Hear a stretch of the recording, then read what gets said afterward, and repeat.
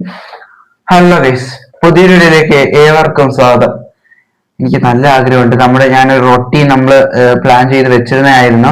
നമ്മുടെ ചാനലിലേക്ക് ഓരോ ദിവസം ഓരോ ടൈപ്പ് ഓഫ് വീഡിയോസ്, ഒരു ദിവസം മറ്റേ ഹൈപ്പ് കയറ്റിയിട്ടുള്ളതാണെങ്കിൽ മറ്റൊരു ദിവസം ഡബിൾ റോള്, ആ ഒരു ക്യാരക്ടർ ടൈപ്പ്, അങ്ങനെ ഞാൻ ഇങ്ങനെ പ്ലാൻ ചെയ്ത് വെച്ചിരിക്കുകയായിരുന്നു. നമ്മൾ ആദ്യത്തെ ഒരു സമയം നല്ല രീതിയിൽ പോയി.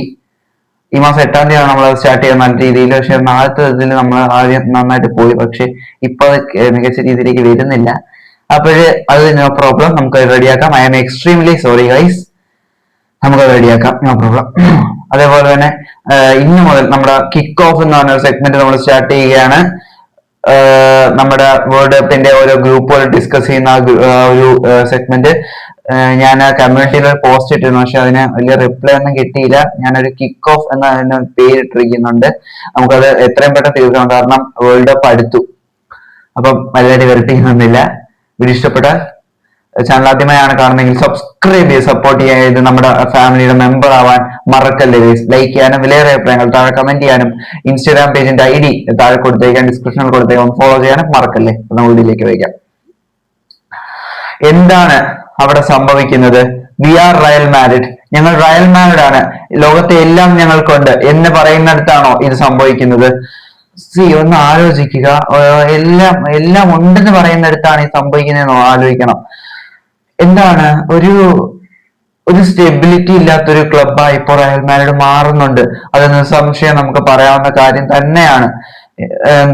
നമ്മള് മറ്റേ ഷുമേനിയും അതേപോലെ ഫെഡെ വാൾവേർഡയും തമ്മിൽ നടന്നതും, കരോളയും പിന്നെ അതേപോലെ ആന്റണിയോ റുഡ്രിഗറും തമ്മിൽ നടന്നതും എല്ലാം നമ്മൾ വിശദമായ ഒരു വീഡിയോ ചെയ്തിട്ടുണ്ട്. ഞാൻ അതിലേക്ക് കടക്കുന്നില്ല.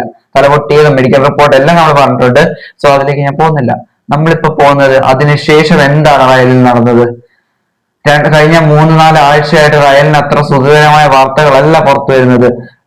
എന്ന് വെച്ചാൽ വി ആർ റയൽ മാഡ്രിഡ് എന്ന് പറയുന്ന ക്ലബിൽ നിന്ന്, ലോകത്തെ 1-ാം നമ്പർ ക്ലബ്ബ് എന്ന് പറയുന്ന ക്ലബിൽ നിന്ന് പുറത്തേക്ക് വരുന്നത് അങ്ങേയറ്റം സ്കൂൾ ചിൽഡ്രൻസ് എന്ന് തന്നെ പറയണം. അവരുടെ ക്ലബ്ബ് പോലും വിലയിരുത്തുന്ന അവരുടെ മെച്യൂരിറ്റി ഞാൻ കഴിഞ്ഞ വീഡിയോ പറയാൻ വിട്ടുപോയി. സ്കൂൾ ചിൽഡ്രൻ എന്ന രീതിയിലാണ്. സോ ടീച്ചറെ, എന്നെ പിച്ചിനുള്ളിൽ ഫോർമാറ്റിൽ ഇനിയും ഇത് ലോകത്തിന് മുന്നിൽ റയൽ മാഡ്രിഡ് എന്ന പാരമ്പര്യമുള്ള ക്ലബിനെ അപമാനിക്കലാണെങ്കിൽ ആരാധകരിൽ നിന്ന് ഇതല്ല, ഇതിനപ്പുറവും നേരിടേണ്ടി വരും. നമുക്ക് എന്തായാലും പോയിക്കാം. അതിനുശേഷം നടന്ന വെച്ചാൽ ഫ്ലോറന്റീനോ പ്രസ് മീറ്റ്, ഇമ്മീഡിയറ്റ് ആയിട്ട് പ്രസ് മീറ്റ് വിളിച്ചു. അതിൽ അദ്ദേഹം പറഞ്ഞെന്താണ്? അദ്ദേഹം ഒരു വെളിവില്ലാത്ത രീതിയിലാണ് പ്രതികരിച്ചത് ഞാൻ പറയത്തുള്ളൂ. അദ്ദേഹം പറഞ്ഞത് അങ്ങേയറ്റം പാപ്പ പെറസ് എന്ന ആരാധകർ വിളിച്ച് സ്നേഹിക്കുന്ന, ആദരിക്കുന്ന ഒരു മനുഷ്യന് ചേർന്നതല്ല, റയൽ മാഡ്രിഡിന്റെ പ്രസിഡന്റിന് ചേർന്നതല്ല. ആദ്യം അദ്ദേഹം പറഞ്ഞു, ഓക്കെ, എനിക്ക് ക്യാൻസർ എന്നും ഞാൻ ആരോഗ്യമില്ലാത്തവനെന്നും എല്ലാം പലരും പറഞ്ഞു പരത്തി. ഞാൻ ആരോഗ്യവാനാണ്, ഒരു ആനിമലിനെ പോലെ ഞാൻ ഡേ ആൻഡ് നൈറ്റ് വർക്ക് ചെയ്യുന്നുണ്ട്. അദ്ദേഹം അവിടം വരെ പറഞ്ഞത് ഓക്കെ, സമ്മതിക്കുന്നു. പക്ഷേ അങ്ങനത്തുള്ള കോമരങ്ങൾക്കെതിരെ പ്രതികരിക്കുക തന്നെ വേണം, അതിലൊരു ഡൗട്ടും ഇല്ല.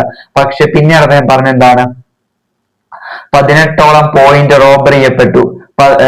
ഈ ഒരു ലാലിഗ സീസൺ റോബർ ചെയ്യപ്പെട്ടു. അതേപോലെ തന്നെ റഫറിയുടെ സഹായം പല ക്ലബുകൾക്കും എസ്പെഷ്യലി ബാർസലോണയ്ക്ക് ലഭിക്കുന്നു എന്ന് അദ്ദേഹം പറയുന്നു. കൂടാതെ അദ്ദേഹം പറയുന്നത് എന്താണ്? നെഗ്രീത കേസ്, ഫുട്ബോൾ ലോകം ഓർക്കാൻ ഇഷ്ടപ്പെടാത്ത അഴുകിപ്പുഴുത്തൊരു ഓർമ്മ അദ്ദേഹം വലിച്ചിട്ടുകൊണ്ട് അദ്ദേഹം പ്രതികരിക്കാൻ ശ്രമിക്കുകയാണ്. എന്ന് ഞാൻ ഒരു കാര്യം ചോദിച്ചോട്ടെ, നിഗ്രീത കേസൊക്കെ അവിടെ നിൽക്കട്ടെ, അത് നാറിപ്പുഴുത്ത സാധനം തന്നെയാണ്, ഓക്കെ, സമ്മതിക്കുന്നു. പക്ഷേ അത് വീണ്ടും ലാലിഗയിൽ ഉണ്ടെന്ന് പറയുമ്പോൾ സ്പാനിഷ് ലീഗിനെയാണ് അദ്ദേഹം ലോകത്തിന് മുന്നിൽ അപമാനിക്കാൻ ശ്രമിക്കുന്നത്. എന്നാൽ പിന്നെ നിങ്ങൾ സൂപ്പർ കോപ്പ എസ്പാന കൈവിട്ടില്ലേ? നിങ്ങൾ കോപ്പ റെയിൽവേ കൈവിട്ടില്ലേ? നിങ്ങൾ യുഎഫ ചാമ്പ്യൻസ് ലീഗ് കൈവിട്ടില്ലേ? അവിടെ എല്ലാം റഫറിയുടെ സപ്പോർട്ട് ഉണ്ടെന്ന് പറയാൻ ബാക്കിയുള്ളവർ മൊണ്ണകളാണോ അത് വിശ്വസിക്കാൻ? മിസ്റ്റർ ഫ്ലോറന്റീനോ പെറസ്, അത് വിശ്വസിക്കാൻ മൊണ്ണങ്ങളല്ല. പിന്നീട് അദ്ദേഹം വീണ്ടും എൽഷ എന്ന് പറയുന്ന ഒരു മാധ്യമത്തോട് അദ്ദേഹം ഇന്റർവ്യൂവിൽ സംസാരിക്കുന്നു. അദ്ദേഹം വീണ്ടും അത് ആവർത്തിക്കുകയാണ്. ഇത്തവണ ഡയറക്റ്റായി കടന്ന് ആക്രമിക്കുകയാണ് ബാർസലോണയ്ക്കെതിരെ. അദ്ദേഹം പറയുകയാണ്, ഇനി ബാർസലോണയുമായി നല്ലൊരു റിലേഷനിൽ പോകാനാകില്ല. ആ നെഗ്രീത കേസിന്റെ വിധിക്കായി ഞാൻ സ്ട്രിക്ട്ലി മുന്നോട്ട് പോവുകയാണ്. പിന്നെ ആ പ്രസ് മീറ്റിൽ അദ്ദേഹം 3 വർഷം ഇനി അദ്ദേഹത്തിന്റെ ടേം തീരാൻ നിൽക്കെ അദ്ദേഹം ഇലക്ഷൻ ഉൾപ്പെടെ വിളിച്ചിട്ടുണ്ട്, പുതിയ ഇലക്ഷൻ. അതെന്തായാലും നമുക്ക് കാത്തു തന്നെ ഇരുന്ന് കാണാം. എന്തായാലും ഇത്രയും എത്തിച്ചത് അദ്ദേഹമാണ് അവകാശപ്പെടുന്നത്, അതിലൊരു ഡൗട്ടും ഇല്ല, അത് അംഗീകരിക്കേണ്ട കാര്യം തന്നെയാണ്. റയൽ മാഡ്രിഡിനെ അടച്ചും തുറക്കുന്ന ഒരു റൂഫുള്ള സ്റ്റേഡിയം ഉൾപ്പെടെ സകലതും സമ്മാനിച്ച ഫ്ലോറന്റീനോ പെറസ് എന്ന മനുഷ്യനാണ്. പക്ഷെ അദ്ദേഹം ഇപ്പോൾ നടത്തുന്നത് വെളിവുകെട്ട സ്റ്റേറ്റ്മെന്റുകളാണെന്നതിൽ ഡൗട്ട് ഇല്ല. അദ്ദേഹം പറയുന്നു, എന്താ പറയുക, അതിനുശേഷം ബാർസലോണയെ കടന്നാക്രമിക്കുകയാണ്, ബാർസലോണ റഫറിക്ക് പൈസ കൊടുത്താണ് ഇത്രയും എല്ലാം ചെയ്യുന്നത് എന്നാണ് അദ്ദേഹം പറയുന്നത്.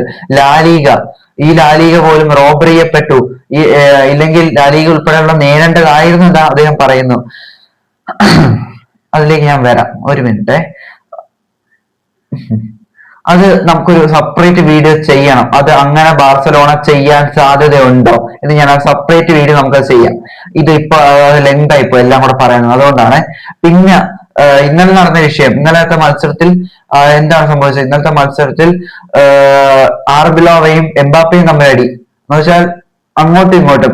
എംബാപ്പെ പറയുന്നു അദ്ദേഹം എന്നെ ഒരു ഫോർത്ത് ഓപ്ഷൻ ആയിട്ടാണ് കാണുന്നത്. അദ്ദേഹം എന്നെ ഫോർത്ത് ഓപ്ഷൻ ആയിട്ട് കാണുന്നു, അദ്ദേഹം എന്നെ പരിഗണിക്കുന്ന പോലും ഇല്ല, അദ്ദേഹം ഒരു സ്ട്രൈക്കിംഗ് സോണിൽ എന്നെ ഒരു ഫോർത്ത് ഓപ്ഷൻ ആയിട്ടാണ് കാണുന്നത്, എന്തെന്ന് എനിക്ക് അറിയില്ല എന്ന് അദ്ദേഹം പറയുന്നു.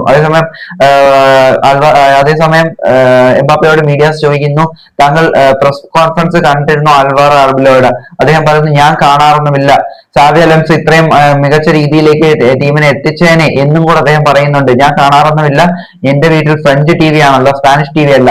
ആർബിലോ അതിനോട് പ്രതികരിക്കുന്നുണ്ട്. ആർബിലോ പറയുന്നത്, തീർച്ചയായും ആർബിലോ പറയുന്നു, എന്താ പറയുക, ഞാൻ അങ്ങനെ ഒന്നും കരുതിയിട്ടില്ല, അദ്ദേഹം എന്നെ തെറ്റിദ്ധരിച്ചതാണ്.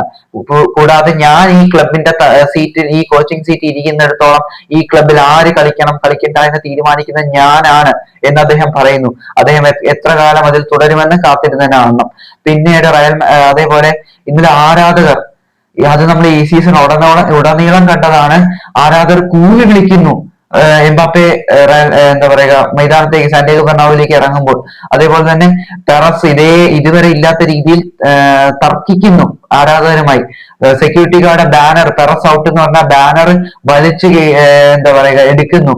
അങ്ങനെ അങ്ങേയറ്റത്തെ എന്താ പറയുക ഒരു ഇരുണ്ട കാലത്തിലൂടെയാണ് മാഡ്രിഡ് താരം കടന്നു പോകുന്നതെന്ന് നമുക്ക് നിസ്സംശയം പറയാം.